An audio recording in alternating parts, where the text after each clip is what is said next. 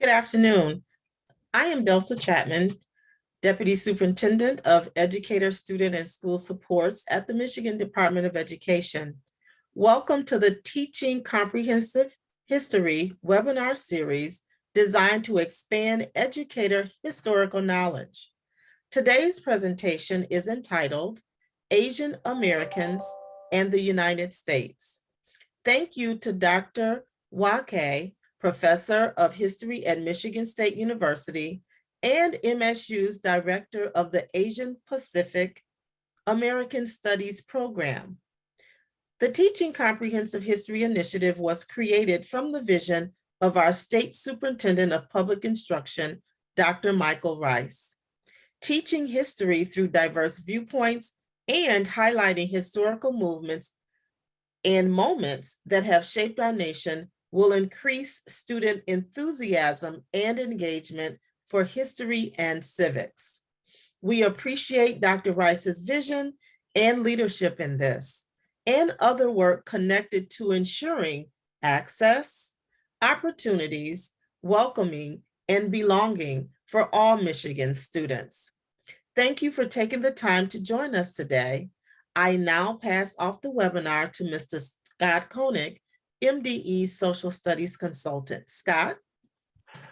Thank you, Dr. Chapman. Good afternoon, everyone, and thank you all for joining us. My name is Scott Koenig, and I'm a Social Studies Consultant for the Michigan Department of Education. We are thrilled to have all of you in attendance as we continue the Comprehensive History webinar series. Before I introduce today's presenter, I want to share a few housekeeping announcements. Participant video, audio, and chat features have been turned off. Questions for our presenter may be added using the Q&A feature, and questions will be addressed toward the end of this event if time permits. If we run out of time, we will follow up the Q&A through email. Also, if you would like a sketch, please be sure to sign in on the sketches link that will be provided in the chat in today's presentation.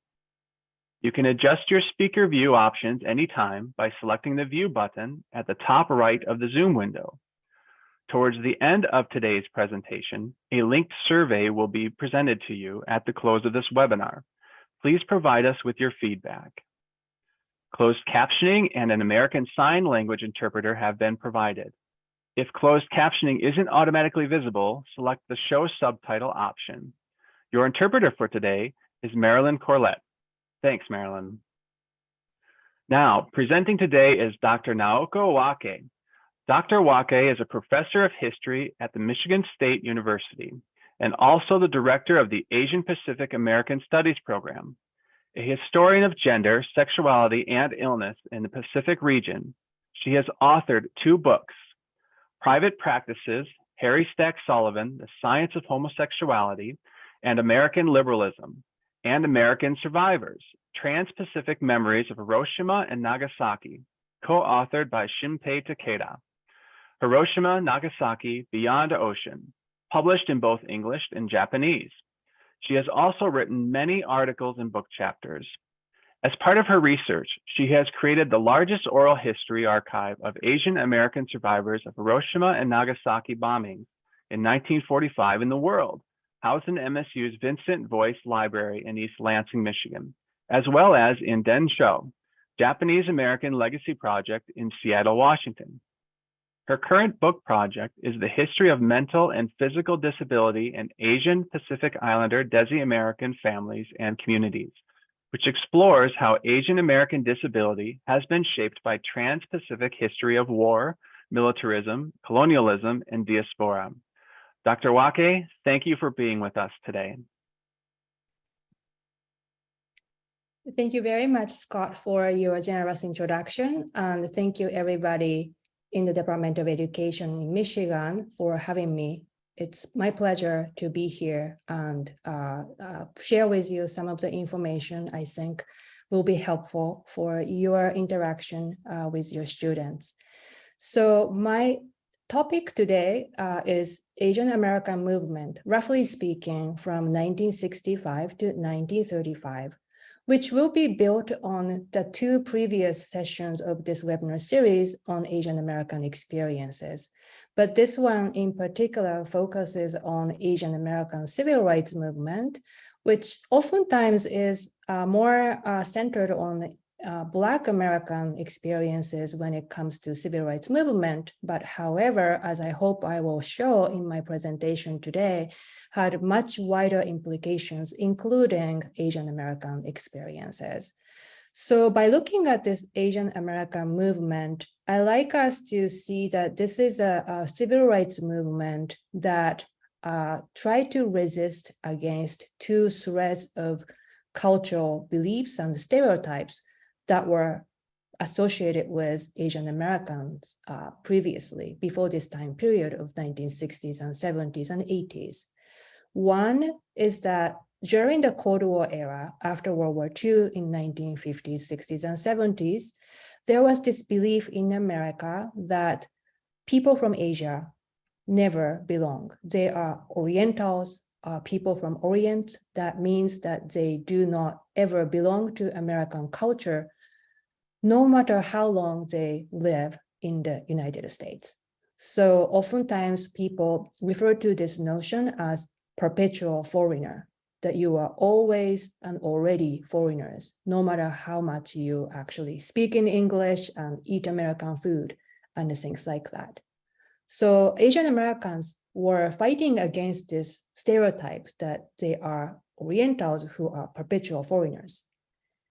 That's first preconception that they were fighting, but the second preconception that they were also fighting was the infamous model minority myth, a belief that's equally prevalent in American society that essentially says that Asian Americans are hardworking, they're very much not making any fuss about any racial or social prejudices against them, and just persevere and they will succeed, and they have succeeded.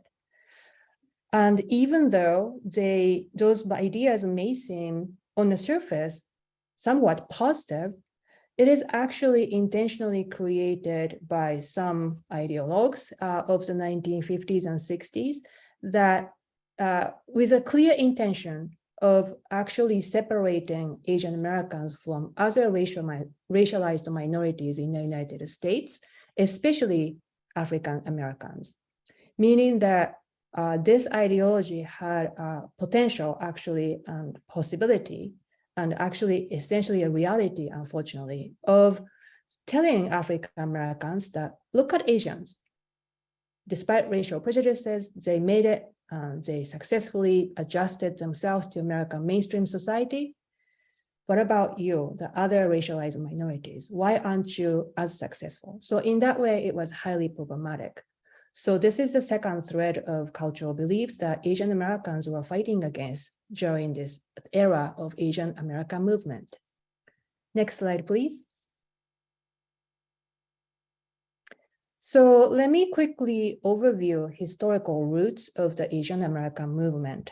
So first of all, I like to mention historically, since the mid to late 19th century, when Asians began to arrive to the US soil, there was a persistent history of exclusionary immigration laws and also discrimination in housing, education, healthcare, and employment. And immigration laws is something that we focused on in some of the previous two sessions in this webinar series, but I like to highlight that there were also discrimination against Asian Americans in the areas of housing, education, healthcare, and employment. Oftentimes, we do not think of Asian people being discriminated against in education or healthcare. They are much less visible than some of the things that we often talk about when we talk about immigration regulations. However, there was a clear and long history of discrimination against Asians and Asian Americans in those areas that are more close to your home in your everyday lives, such as education and healthcare. So I like to highlight those elements in my presentation today. Second, Another historical roots I like to share with you today is the histories of wartime incarceration of Japanese Americans and the US wars in Asia, including most notably the Korean War from 1950 to 53 and the Vietnam War that US fought in the lands of Vietnam, Cambodia, and Laos. So those are two, or to be more precise, three striking incidents that really highlighted discrimination against Asian and Asian Americans during this time era of Asian American movement. So I like us to take a look at those as well. Next. And I like us to think of this as a matter of intergenerational speak out. And I say this because a lot of civil rights movement that came out of Asian American communities this time were really led by young people, third generation Asian Americans who were coming of age and were eager to ask questions and break silence, especially vis-a-vis the first and second generation, their parents and their grandparents' generations, who tended to be less outspoken about racial prejudices that they experienced, or even about the experience of being incarcerated in the concentration camps during World War II when it comes to Japanese American first or second generation immigrants, often referred to as Issei or Nisei. So there was an intergenerational communication and curiosity and fact-seeking that really helped them to break silence and led to the movement that now we refer to as Asian American Civil Rights Movement. Next, please. To reiterate this intergenerationality, I like us to take a look at this photo. This is a photo of Japanese Americans community members who are on their way to the concentration camps. And there were, as you may know, 10 camps in total in states like California, Arizona, Wyoming, and they were asked to, or forced to be more precise, forced to go to one of those locations with a very short notice. And as you can see, you have to take your belongings, but you cannot obviously take house or your business or your cars with you. So it was very much a limited amount of properties or belongings that those people were able to carry with them. And I like us to look at this picture and recognize that it's really many different faces in terms of generations that we see in this photo. There are older people, grown-ups, but younger adults as well, and also infants, right? So if you think of how incarceration camp experience as being seen from so many different generational perspectives, it starts to make sense that it was a younger generation of people who wanted to ask questions, something that they probably experienced when they were very young. Maybe they had it as a distant memory somewhere at the back of their mind. And after they became 18, 19, 20 years old, maybe even younger, when they came of age after the war, they started to ask questions. What is this memory of going into this desolate place in Arizona? What was happening to my families and communities during this time period? So this is just to emphasize how that's the reason why intergenerational interactions and communications and asking questions were important driving force of Asian American movement. Next slide, please. I like us to be aware of other fascinating sources that exist for Japanese American incarceration camps. There are just so many, so it was very difficult for me to choose any 2 or 3 resources, but I like us to, Scott, if you're willing, to go to the Heart Mountain World War II, the second one. World War II Japanese American confinement site. And I wanted to share this with you very quickly because I really like how this has lots of online resources that will be instantly available for your use, be it in a classroom setting or be it for your own purposes for professional development. So if you go to Learn and go to Online Programming, the third one from the top,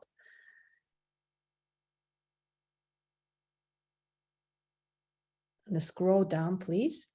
You can see how there is information that you can request to have some online educational sessions arranged for your classroom, or you can have an easy access to online presentations. And if you can scroll down a little bit, I like how the site really focuses on not just political aspect or international conflicts that led to the incarceration of Japanese Americans, but also things like arts and culture, as you can see in this middle panel on the top. And then there are lots of focus on individual stories as well. For instance, you see Arthur and Estelle, a Heart Mountain love story. Those individual stories, I think, are important for us to remember that those are real people with real lives. It's not just historical figure that experienced this horrific time in US history. So going back to the slide, please, and let's move to the next slide. I'd like to share with you additional resources. This is actually the front page of GIDRA, which is a newspaper created by young Asian Americans, largely of Japanese and Chinese backgrounds in 1969. And this is a first issue of GIDRA published in April of 1969. And immediately you can see the connection between how young people are asking questions about the past, as in 1969, by thinking about children who were incarcerated during the wartime in one of the 10 incarceration camps for Japanese Americans. You see the drawing on the top left corner. That's really the memories that some of those young Asian American people might have had as their own personal family history. And I also appreciate how this newspaper makes it clear this is not just intergenerational activism, but also international activism. That brings back one of the 3 points that I mentioned earlier at the start of our lecture today, which is the wars that US fought in Asia. So if you look at the top right corner of this image, the third world is a reference to many other Asian countries that were becoming more important sites because of the American war in and against Asian countries. And young Asian Americans are asking questions by saying that they do not emerge as US allies, but instead those Asian nations are used and leveraged by America's needs to fight the war, essentially the war between the democracy and capitalism against communism, which was obviously represented by the USSR during this time period. So they are saying that young Asian Americans are saying that by putting them into the third world, who do not ever belong to either the first world or second world, Americans are making us look like utter, inaccessible others whose welfare and health and life they do not necessarily care deeply about. By the way, all issues of GIDRA published between 1969 and 74 are available at Densho Archive. So if you are able to click, you can instantly see that those wonderful images from the GIDRA issues were readily available in this Densho digital archive.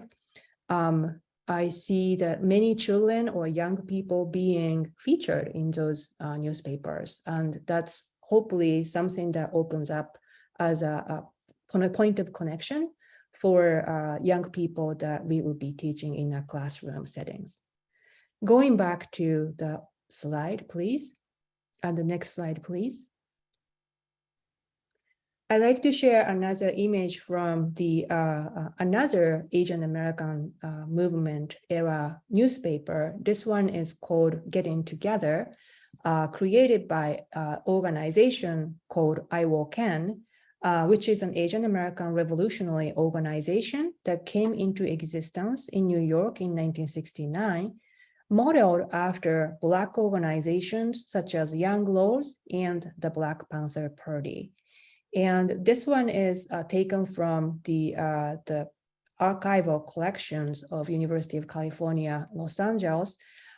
So this is something that would be available for the public if you are interested in taking out those images from the newspapers and use it in your classroom setting. But I think this one is particularly interesting because healthcare is a right, not a privilege, is something that we still hear in certain contexts of political activism.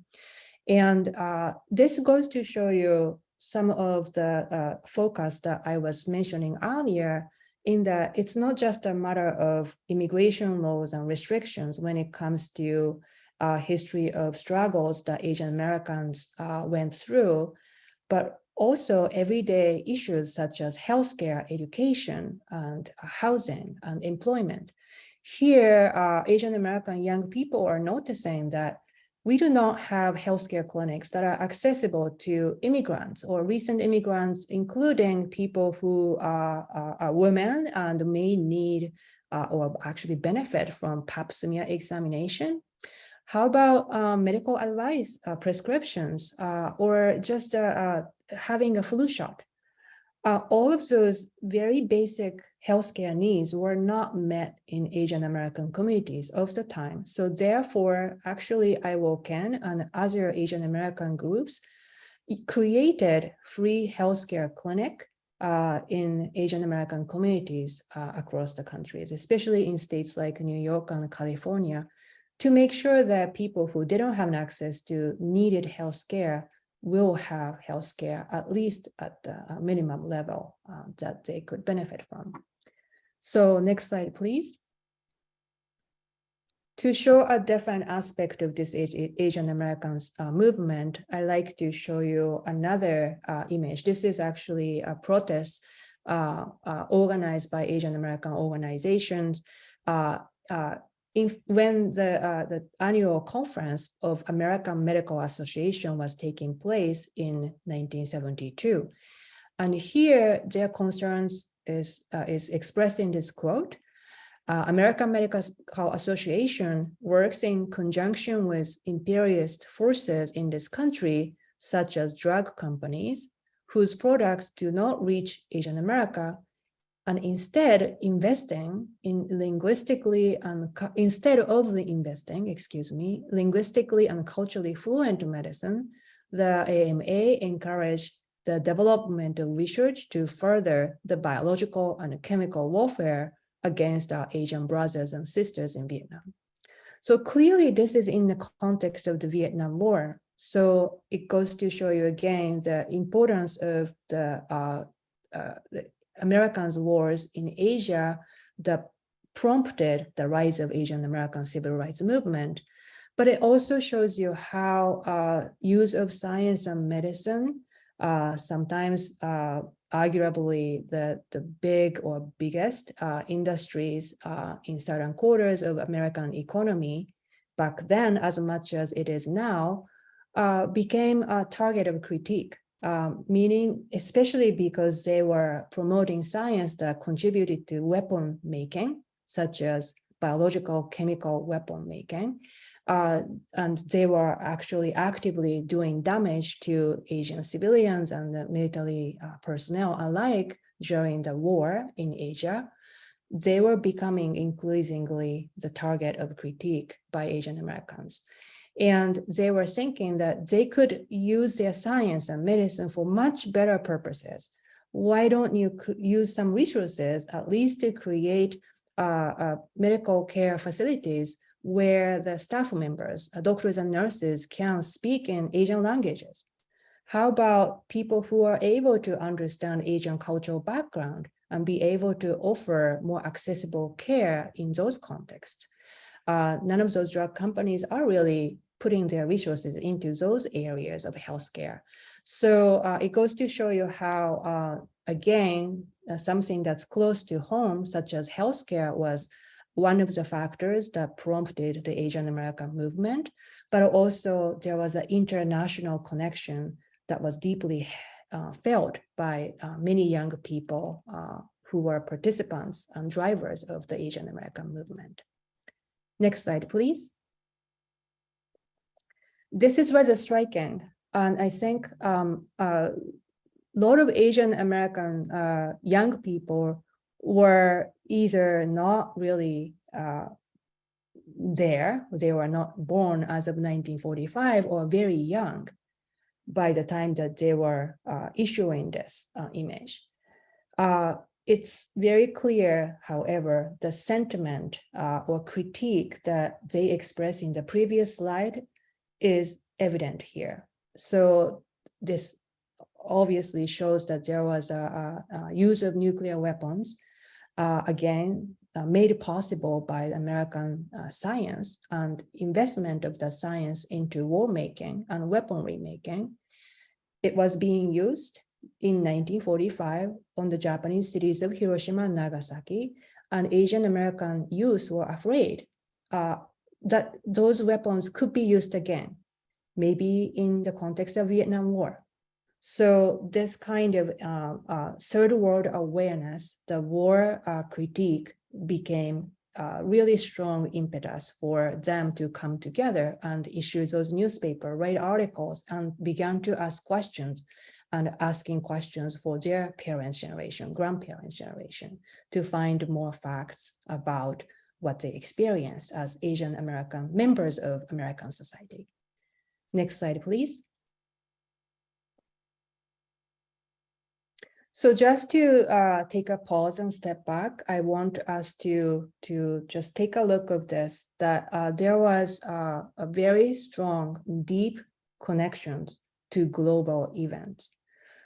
For many Asian Americans, their ties to both Asia and America are deeply felt and closely held part of their identity.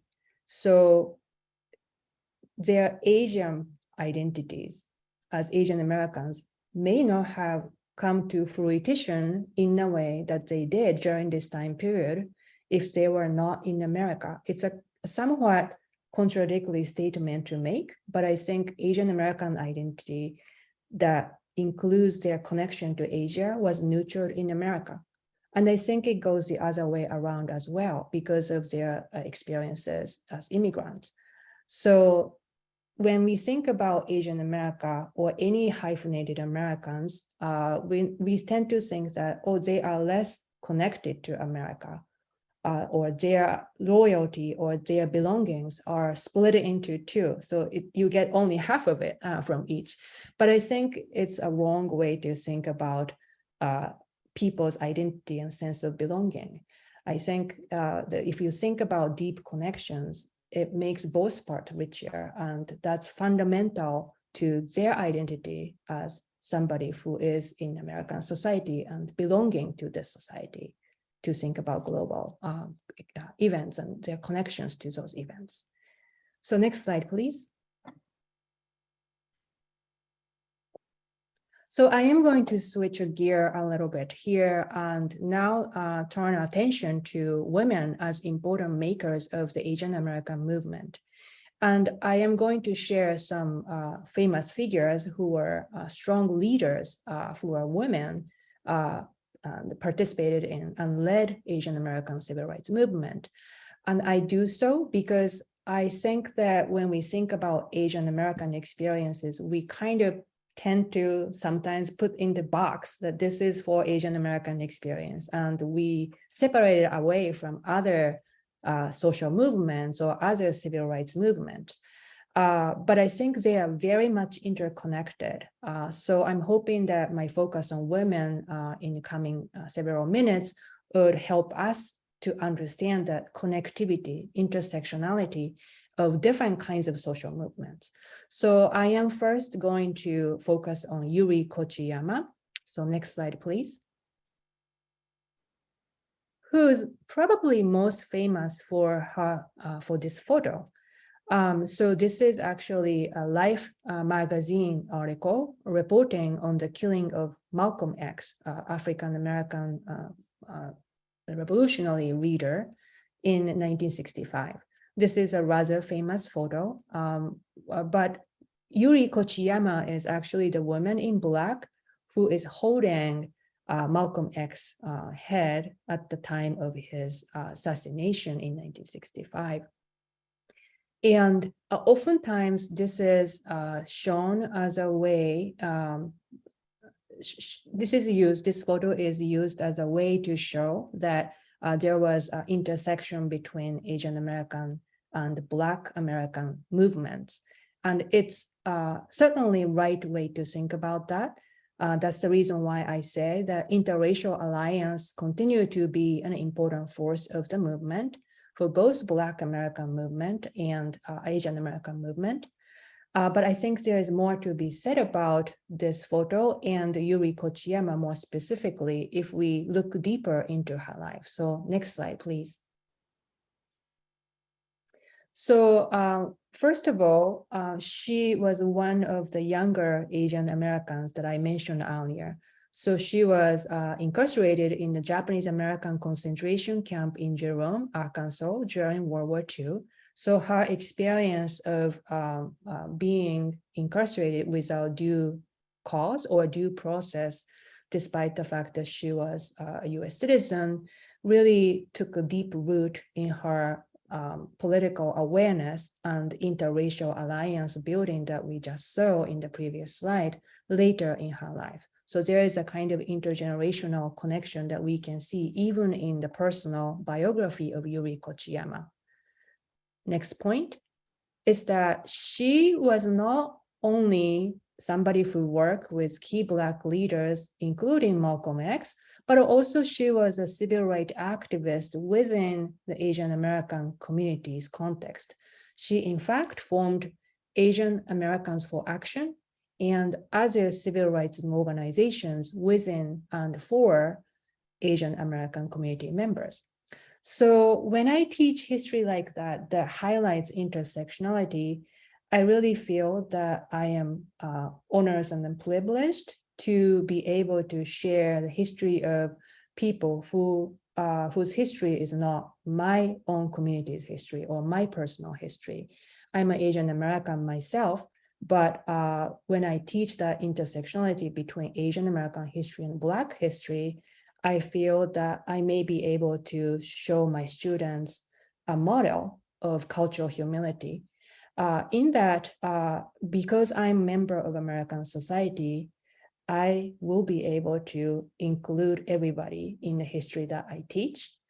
It doesn't have to be only Asian American history just because I'm Asian American. It could be a wide range of people from a wide range of historical backgrounds.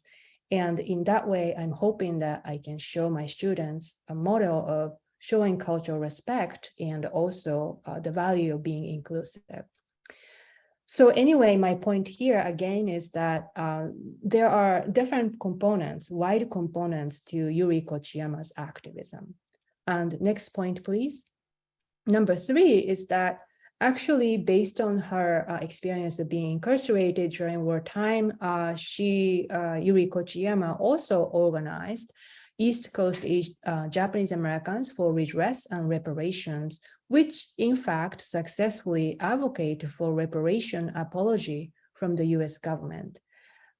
So Civil Liberty Act of 1988 successfully forced American government to recognize that there was a mistake being made when US made a decision to forcibly incarcerate Japanese and Japanese American citizens as of 1942. And there was 2 years later, at the beginning of the issuance of $20,000 for each of the former incarceratees that suffered the history. So she successfully, among other people that she worked together, advocated for that reparation. That was a huge turning point for Asian American civil rights movement. I like to quickly go to the Smithsonian Asian, the second link, Asian Pacific American Center. And this is something that gives you a deeper look into Yuri Kochiyama, and it gives you some context of that kind of interracial alliance building that we looked at earlier. But if you scroll down a little further, what I really like about this is that you get to hear Yuri Kochiyama's real voice. So I hope you take just a few minutes, not right now, but later on, following the link, hear what she has to say. She does a brilliant job of talking about the need for coming together.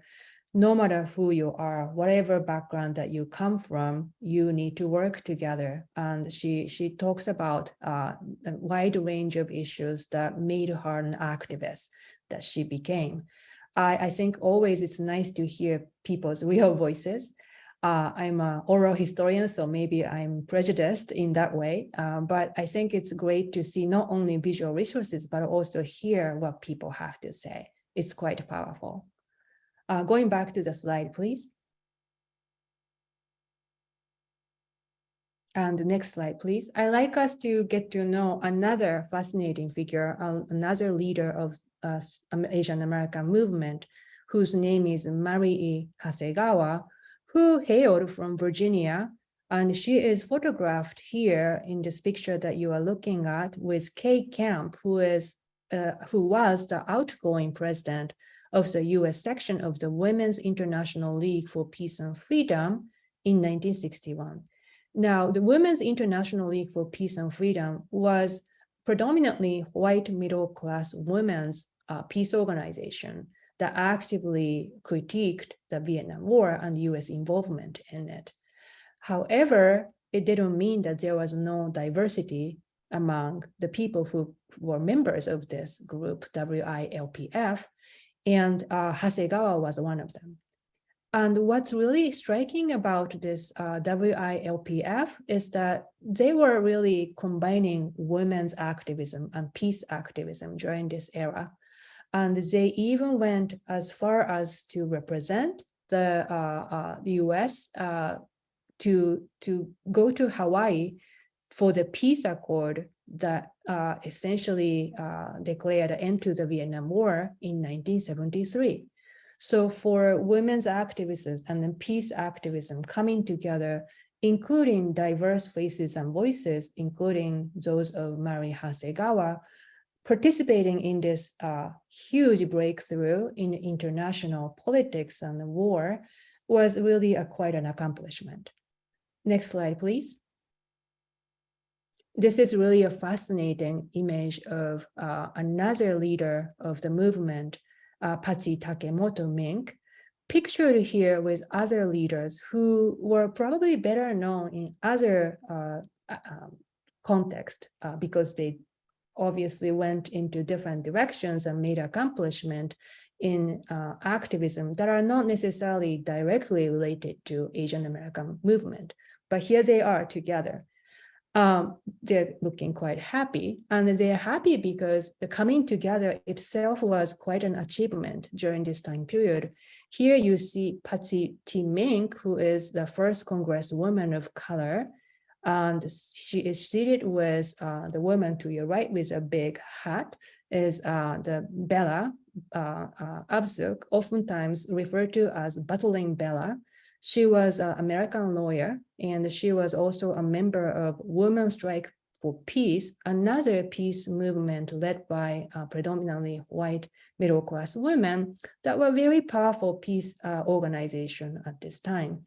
And those two American women are pictured here with Madame Nguyen Thi Binh, who is the leader of the communism in Vietnam. So they are coming together and meeting their enemies, despite the fact that a lot of geopolitical tensions previously made such a coming together of activists impossible. They were making this incredible meeting of different backgrounds, different politics, quite possible, and that's quite striking. Let me move to the next slide, please. So obviously, because she was a congresswoman, there are numerous resources for Mink, but I'd like us to go to the Patsy Takemoto Mink Education Foundation link quickly, because she was actually, among other things, very well known for as a maker of Title IX. And recently, there was a 50th anniversary being celebrated after the bill was introduced and became something that we are very familiar with, which essentially guaranteed gender equality in education. And there is a op-ed that's recently published, and then there is a new book called Fierce and Fearless that just came out some months ago, and there is a webinar that you could probably take a look at as your resource. So again, goes to show you how there was a deep connection between women's activism, equality, Asian American activism, and peace activism even. So I'm hoping that you are able to see those interconnections that goes into many different fascinating directions. Next slide, please, going back. So who were they fighting? What was they trying to change? What was they battling against? So one answer can be found in Vincent Chin case. So we were coming close to the end of the Asian American movement era, again from 1965 to 85, because Vincent Chin case took place in 1982. And this is a case that is very close to our home because it happened in the state of Michigan. So next, please. So who is Vincent Chin? Some of you may be already familiar with this, so I'm not going to recite every single word I have here, but he was a resident of Michigan and a graduate of Oak Park High School in Oakland County.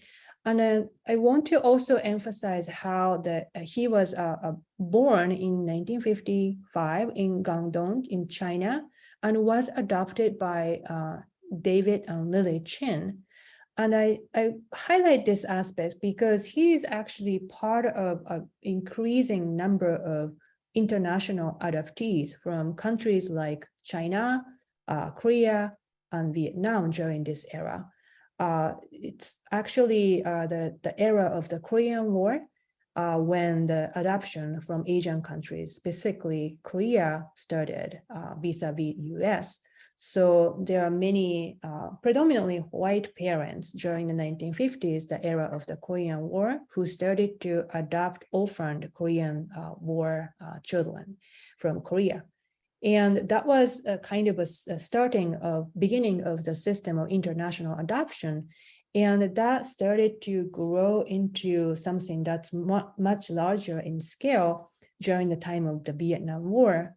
You might have heard the baby lift operation that brought orphaned Vietnamese babies essentially by the airplanes and then brought them to the United States. That created another route for international adoption from Asian countries. And then China started to become another large source of Asian children when you look at international adoption in the United States. So Vincent Chin was part of the international flow that raised many questions about international and intergenerational connections. So that's how he actually originally came to the United States as a part of the bigger international historical trend. But unfortunately, after he was married to fiancée and while he was celebrating a bachelor party with his friend in Detroit, it was a strip club that he was celebrating his last days of being a single person. In the night of June 1982, a terrible violent incident occurred or fell on him. And 4 days later, he was a dead person. So please go to the next slide. So the reason for this to be such a much talked about event in the context of Michigan history, but also, of course, in Asian American history, is that those people who are responsible for the murder escaped the due punishment in many people's mind. So assailants were Ronald Evans and Chrysler plant supervisor from East Detroit, and his stepson, Michael Nitz. And Evans, according to the court record, mistook Chin for Japanese, and it could be hard saying the quote that I share with you on the screen. So it was obviously a very violent incident, and because in fact it has many sensitive elements in this Vincent Chin case, I would highly encourage, and I do this myself, that you use this material in your classroom with discretion. There is a famous resource that I am including the link of called it's actually a film called Who Killed Vincent Chin? And this is a really fantastic resource. And I think depending on the age of your students, you can certainly use elements of this film and many others that are made about this case. However, it's probably appropriate in some cases to use a trigger warning in classroom environment. Next slide, please. And the key element here that I like to focus is that there was both an international tension that you see here, especially in auto industry, which is very important for Michigan economy then and also now, but also the fact that Vincent Chin was being mistaken as a Japanese person, even though he was born in China and be adopted to Chinese American parents here in Michigan. So the picture that you are seeing here depict members of the United Auto Workers of the Ford Motor Company wielding sledgehammers and bars on a 1975 Toyota Corolla, which is of course Japanese made, in 1981, just a year before the Vincent Chin was murdered, and two assailants were found not to be really, well, they were found to be guilty, but they're not really punished in terms of the amount of the punishment that came with the court decision. And so this kind of anti-Japanese sentiment, because of the Japanese growing economy of the time, especially in the car industry, was creating international tension between the US, but between the US and Japan, but obviously domestic national tension in places like Detroit in Michigan. And if you can go to the next slide. You can see the element of this domestic tension. So the sentence was light, as I mentioned earlier. Judge sentenced Evans and Nitz to 3 years probation and a $3,000 fine each after they plead guilty to manslaughter. Here is the judge's rationale. And this is rather striking quote as I see it. So essentially the judge is stating that we are talking here about a man, about Evans, who's held down a responsible job with the same company for 17 or 18 years, and his son, stepson to be more precise, who is employed and is a part-time student. So they are stable employees of a stable company, one of the big names in Michigan, and another person is a student. And these men are just not going to go out and harm somebody else. I just don't think that putting them in prison would do any good for them or for society. So the rationale here is that because they are good men, they can't be placed in prisons, even though Vincent Chin is dead. So that's a rather striking legal rationale that we see as the Vincent Chin case evolved. So Asian Americans, especially young Asian Americans, were not quiet in hearing this news, and they spoke out. They were breaking silence in response to cases like the Vincent Chin case. Next slide, please. So consequences. There was an Asian American pan-ethnic community that came together as a result of this Vincent Chin case and injustice that this case embodied. There was American Citizens for Justice that's created in Michigan, among others, that was led by Helen Zia journalist and very famous activist that actually became an activist and famous because of her response, strong response to Vincent Chin. She wrote many newspaper articles, and she created this organization that actually drew at its peak as many as 4,000 members.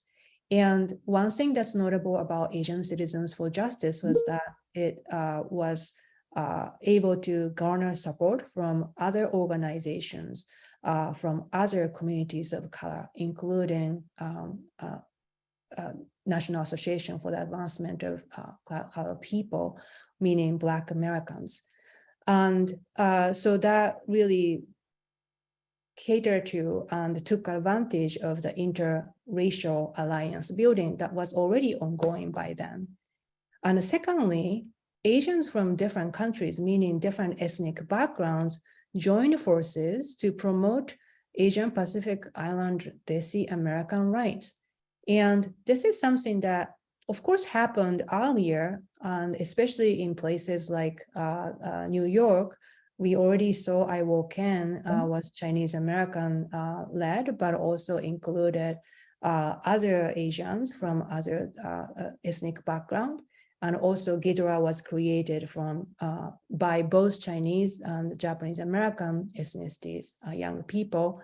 But it really hit the point home that this young person was a Chinese American, but because he was mistaken to be a Japanese person, he was, beaten to death. And that really prompted the Asian American community members to recognize that we have to come together. There's a need for inter-ethnic, international collaboration that we need to build here. And you may not necessarily make this make a connection between that sort of impetus and fraternities and sororities, but they are actually very much connected in that younger generation of Asian Americans are coming together more increasingly in Midwest, including Michigan, under the umbrella of Asian American. So rather than thinking of themselves as Koreans or Japanese or Chinese or Desi Americans or Pacific Islanders, they were thinking of themselves as Asian Americans, and therefore there was a more of a need and rationale for them to come together as fraternities and sororities at university campuses. And also, I like to say this is when Asian American Studies program, such as the one that I am privileged to direct at Michigan State University, they started to be formed during this time period, in part because they wanted to have a strong response to the Vincent Chin case and make sure that injustices, violent ones included, will not happen again in the future. So Asian Pacific American Studies program started to be created in the state of California in 1969, but in Midwest, it was in the late 1980s and 1990s and 2000. And those programs are not created because of professors like myself. They were created because of students and faculty and staff who were in support of students, who demanded that they like to know more about their experiences. They like to have programs at universities that they can major or minor in so that they can actually learn about their family and community experiences as American experiences. So just to give you a sense of what this kind of regional history of Asian Americans, especially young Asian Americans, entails, I like us to take a quick visit to this resource, Past, Present, and Future, a timeline of Asian Americans programs. If you can follow the click from the last slide. I think you might have to go to the slideshow to be able to click from Yeah, unfortunately, I'm so sorry, Dr. Walker. I think the link is not working for us at this point in time. I apologize. That's okay. I just like you to know that this actually is a fantastic resource because it has not only national context of history of Asian Americans coming together in the context of Asian American movement, but also regional history that really focuses on Midwest. So there was a Big Ten focus, University of Michigan, Michigan State University, University of Illinois, University of Minnesota, all of those familiar Midwestern states are really the one of the foci of this website. And so I can also tell you that those students that I talk about, students who really wanted to push for the creation of Asian Pacific American Studies program, are not just college students. As a director of the APA Studies program, I oftentimes work with high school students in local Michigan cities and towns. And it's very important that we are resources for those younger students who may be your student if you are a K-12 school educators. So this is another component of intergenerational thread of the Asian American movement that I have been emphasizing in my lecture today. So I think this concludes my presentation today. It looks like there is just a few minutes left for questions. And so if there's anybody who like to ask any questions about any aspect of this presentation today, I'll be very happy to try to answer. Thanks, Dr. Wake. We have one that I think regarding with questions kind of floating in there, they're a little bit similar in line. But maybe you could talk about a little bit about the past, present, future, and how activism historically to today and how that's being applied in today's context. Yeah, I'm happy to. So this is actually increasing a type of resources that universities that have Asian APA studies program is trying to create, because there's such a lack of Asian American history component that's taught in K-12. And that's part of the reason why we are I'm very happy to be part of this webinar that focuses on Asian American experiences. So those websites are actually not for university community members only, but meant to be something like a Asian American Studies 101, so that people who may want to use it as a professional development resources may be able to take advantage of. So one thing that I can say is that compared to the West Coast or East Coast, we didn't start to really pick up the thread of Asian American movement until the 1980s, and it has much to do with the different size of population. However, in case of Michigan State University, student activism actually goes back to 1980s and 1990s. It's just that it took such a long time for those programs to actually be approved by universities and be funded and garner resources and be able to start to offer courses that students wanted to take as part of their university education. So it's very interesting to see how at different speeds those kinds of movement unfolds depending on the different locations in the US.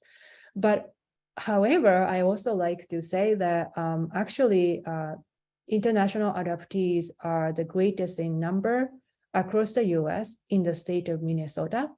And Michigan is really very close to the top in terms of the number of Asians who are adopted to the United States and their parents here and living a life as adoptees. So that's not the case with Asian American population in California or in Texas for that matter. So we do have a very unique history of Asian American population growth here in the Midwest because of that unique profile. So that's something that we like to really be aware of as we teach our students, because they may be Asian Americans, but their experiences may be very different from fourth or fifth generation Asian Americans if your students are international adoptees. Well, Dr. Wake, thank you so much for your time, the presentation today, this information. It was so helpful in content, and much of it are spaces and places that as historians, it's great to hear, see, and learn more about the smaller details that we may not have picked up in our past studies. So we can't thank you enough for your time and presentation today.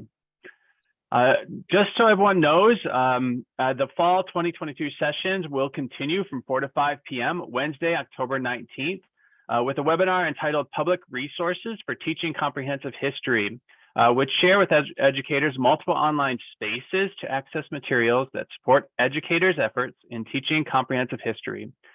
Educators can register for this webinar by the link that I just placed into the chat. It's kind of long, so I apologize for that, in the chat box. So we invite you to register if you haven't for the next event. Also, a friendly reminder to catch, if you're looking for sketches, to make sure that you register in the sketches link that's been provided. Once again, Dr. Wake, thank you so much for your time and presentation today. We really appreciate all you do and support for this initiative. To everyone, have a great rest of your day.